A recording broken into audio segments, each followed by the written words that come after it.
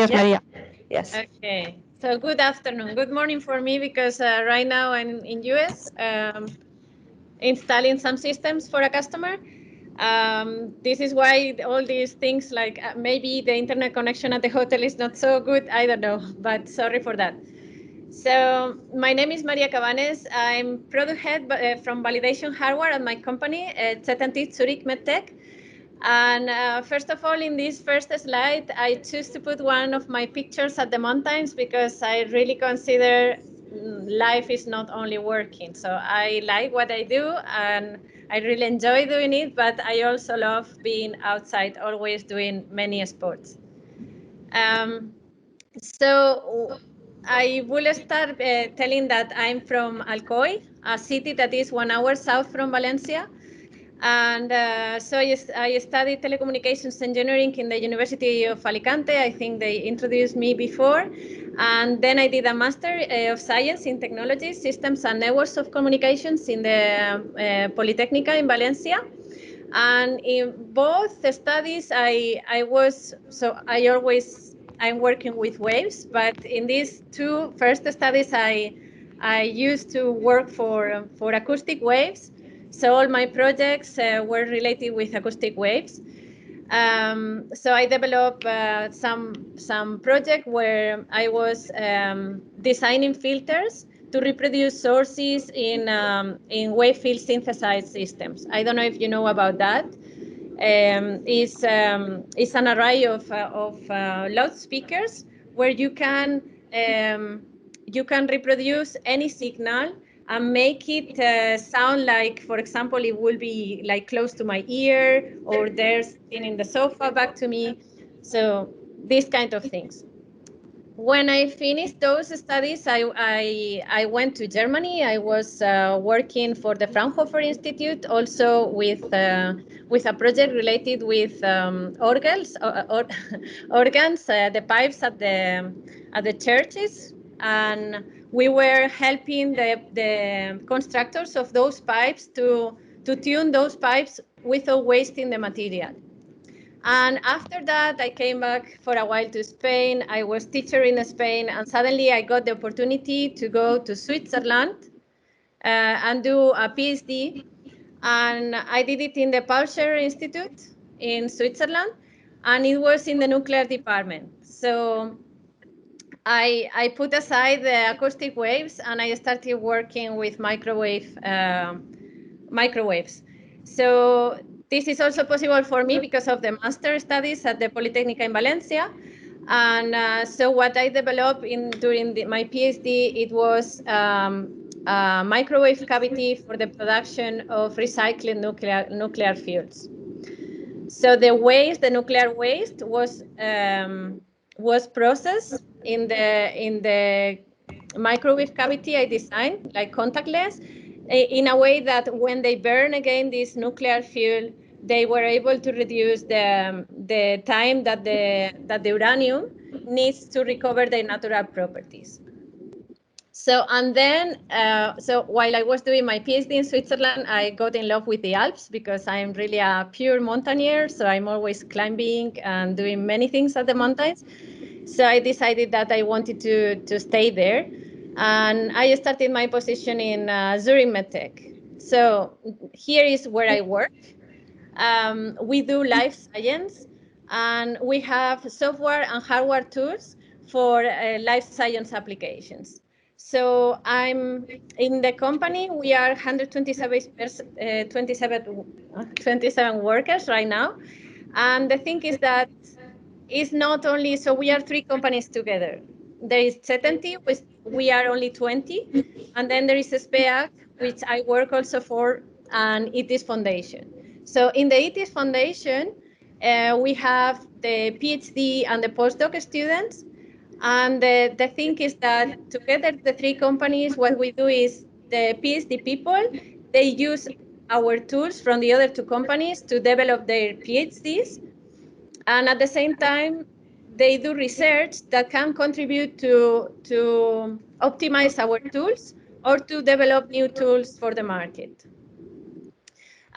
So I think it's a win-win. No, I really like the way of working between the three companies, and of course I work for the three of them. So I work together with the PhD students, and I work as a product manager in ZMT. So we are like 23% women and 77% men in science. So I'm counting in the first row. I'm counting like all people, like also sales people and like packaging people, export people, everyone. So in science we are 12% women and 62% men, and 26% is no science workers. And then I wanted to refer like product managers from the companies. We are 38% women and 62% men, but until February 2020, we were always 50-50. So they try to make this equilibrium like we are women and men same. And another fact now, I was listening to you talking to Isabel, and you are many countries there. So in my company, from 127 workers, we are around 39, I think, different countries on the company. What else? So what we do is validation hardware and software solutions. And my specialty is, I put this capture because, so I develop machines that work like the MRI at the hospitals. And my customers are people that develop implants, active implants or passive implants. And what they do is they use my systems to do research in their own companies and try to make compatible those implants with the MRIs. Why they do this? So 15 years ago, they tried to do an MRI of a person here in US, and he had a deep brain stimulator. And when they put that person in the MRI, they fry their brain. So it was not a good solution. It was not good at all. So from that moment, it was founded a joint working group to work for a standard where these active implants are controlled, and they need to pass some testing before they go to the market to tell if they are compatible or partial compatible with the MRI. So a person with the implant will know if they can go into the MRI at the hospital or not. So this is what is happening. So I also put this slide to explain a bit better. So for example, in a pacemaker, when you go inside an MRI, we have two problems. So there are the leads that are connected into the heart, and there is the pacemaker. So the leads, the electrons that are connected inside the heart, what they do is that when they are inside the MRI, the fields make them react like they are antennas, and then they are radiating, and then they hit the tissue. So this is the problem. On the other side, the signals, they go through the wires, and they can make malfunction into the pacemaker. This is also not good because the patient that uses the pacemaker, they really need it. So they really need that to work. So these are all the problems that we try to solve in our company. So this is the standard. I'm gonna, as we are a bit late, so this is the standard that has been done, put it together, and the joint working group that is working on that standard is the people working there is like customers that I have, like the producers of the implants. Then there is a lot of universities that and companies like mine that they produce the systems and the tools that are needed to go through all the procedures that they need to cover. And this is the procedure. So the first two columns is like all measurements. So the upper part is like measurements that the people need to do with their implants, and they are done as a research. So with my systems, with some phantoms. So we don't use animals, we don't use people to do those kind of measurements. And then we have a huge simulation platform in our company.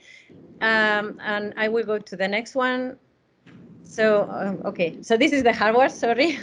I was rushing because of the pressure in time. So this is the hardware. So what we do is with the hardware, we reproduce models of the implants. So we take the implants and we do like the transfer function of those implants to understand how they work. And then we apply in these radio frequency coils all the worst cases scenarios that you can have when you go to a commercial scanner in the hospital. And then you validate that model, and then you get the power deposition and you go to the simulation platform, so you can have all the scenarios at the end, right? So what do I mean with all the scenarios? It means that there are many multiple coils. So we have two frequencies. There are MRI systems that work at 64, other systems that work at 128, and more frequencies to come now in the early future. And then we have also different populations, right? So it's not the same that I go to an MRI, that my father that is older or something goes to an MRI. So we have a virtual population in our platform, where includes kids, male, female, big people, older people, younger people, so everything. And then, so we combine that with the position of the coil in the body, with the different coils and the different channels, the different frequencies, and at the end we get more than 10,000 simulations that makes possible to the implant manufacturer to know if they are safe or conditional safe when they go into an MRI. Yeah, so I just put here, I think if my presentation is shared later, you have some links where you can check what we do exactly with the simulation platform. And it's also accessible for all the students. If you register with your university, you can download the simulation platform and you can use it. You can get familiar with it if you are interested on that. So what are my responsibilities in that work? So I'm a product head in the validation hardware, and what I do is I build the hardware, I tune that hardware, so I calibrate that hardware, I verify that it works properly, I do the validation, and then like right now I'm in US, so I go to my customer site and I install those tools, and I teach them, I train them how to use it. These are all my responsibilities. What do I think I contribute with my work is, so when I came to that company, they were developing those systems, but it was everything research. And what I did is I did this path from the prototype to the product, right? So before it was not a product, and I made able as to the company to sell that system as a product.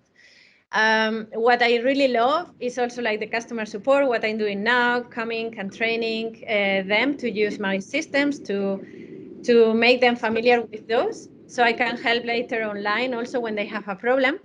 And then the third thing I really like from my work is that I go to conferences and exhibitions. We do workshops. Like today, I'm participating here to bring the knowledge to students and to help them to understand what we do and if it could help them to do their work or their research. And then regarding the Sustainable Development Goals, so I have gone through that table and tried to find out in my company or personally what we contribute. So the first and the second, so there is no poverty and zero hunger. We do at our company, we do a food recollection and we send it like mainly in Christmas, but also some other times on the year. Also like with clothes, everything, like to provide people that has no that need those means. Then the third one, which is like the good health and well-being, we have a continuous research and solutions. So this simulation platform has been used for cancer treatments, and now recently is heavily used for neuro treatments. Then quality education. So we do these free seminars and workshops for students and for customers, and we give for free this simulation platform for students. Then affordable clean energy. So we don't have air conditioning in our building. So my boss does not want that at all because it's not clean energy. So we recently installed a water cool in the whole building, and we also related with the next points. When we did this water cool the refrigeration system in our building, we talked to the how we call this in English, like to the city, that we will provide also the heating and the cooling of the houses all surrounding our headquarters, because we are in the middle of the city of Zurich. So we decided that if we do this for us, we will do as well for the neighborhood. So we are recently doing that. What else? So regarding the life on land and climate action, so we installed this water cool system plus the solar panels, and we have is I don't know if I think I cannot open right now, but if you are curious, in this leaf, this is a link to my company with the CO2 that we produce and how we are reducing those. These values, right? Because of our systems, how we are contributing to the to a sustainable energy use or for this climate action. So if you're curious, later you can press that link. And then for the peace and justice, we don't sell our tools to military. So we decide that we want to avoid that our tools are used for wars, conflicts, and fights.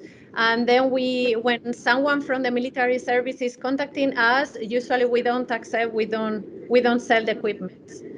And regarding the Partnership for Goals, we do these international research programs in whole Europe, and we have continuously with Korea, with US, many programs that for the research and for research with our company and them, no, to also like the standards, like the one I was mentioning in the one I'm involved. So this is the end. I hope you. I think I rushed a bit because. Okay, thank you, Maria. Thank you so much for the nice presentation. It's amazing to see your work and also how your company is dealing with all these environmental issues. So I don't know if there are any questions because it's a little bit late, but we have, okay. So we have one question, Maria. Mm-hmm. Okay, just a second. Okay. Hello, thank you for your presentation. Actually, I went to engineering school, so Mm-hmm. I'm an engineer in telecommunication, Mm-hmm. but I think that I find telecommunication very hard. So I want to know how you improve yourself each day, because now I want to study data processing, no, image processing, and Mm-hmm. next year I will do image and AI for master degree. Yeah. So your tips, advice, I don't know, things like that. So if you want my advice in terms of work, I think you can find many things, and yeah, I think we are able to do many things as a telecommunications engineer, and any person is able to do many things. You know, yesterday here in US, I learned that there are so many open positions because the people does not want to work after COVID. And I found it super interesting that people does not really want to work and have this experience, right? Um, so they are really like in a need of finding people, and they cannot find them. So I'm sure if you have the willing, I'm sure you will be able to find things that you like. And what I also recommend you is that don't, o sea, develop your experience and don't take the first thing you find So try to find yourself, what are you really good at and what you really enjoy and what it makes you happy. Like, don't take, so start with something, but never, never, never stop looking for the rest of the world, the rest of the things that you could do. Yeah, good advice. Okay. Thank you. Any other question here? No? Just last question, Maria, from my side. How does the pandemic, is your company change these regulations or something in the procedure in your work because of the pandemic? Did you have to adapt your work? It was easy? So in my case, at the beginning, so the people that works in the software development, they work from the beginning at home. In the case, so my case and other cases that we work in hardware, we decided to continue going to the office with the mask and everything. So we had one moment of 16 cases of COVID at the company, and then we, of course, did a stop. But luckily, not my case. But yeah, so everything was under control. Right now, we are all back to the office. And so I used to travel, for example, to US 7 times per year because of the installations and trainings. And after 1 year and a half, this is the first time I came back. So it did affect it, but not so much. So we are still selling, we are still working and producing. And yeah, so I think we had not to stop. We had not the chance to stop. For me, Okay. it was a good stop in terms of traveling. Yeah. But for the rest, yeah, it's the same. Yeah, so in terms of conferences and so on, the university will also face that. And we Yes, realize it's not that necessary to travel so much, maybe in some cases. I yes. don't. As Isabel told, like the conferences on one side, we cannot show our products like live, but we realize that more people is joining conferences because they have the chance. They have no money to travel, and they Yeah. have the chance to join online now. Yeah. So I think, okay, I think it's over. Thank you so much, Maria, for your time. And sorry again for the technical problems. I hope you enjoyed the presentation of Maria, and we'll see you tomorrow here, okay? Bye-bye.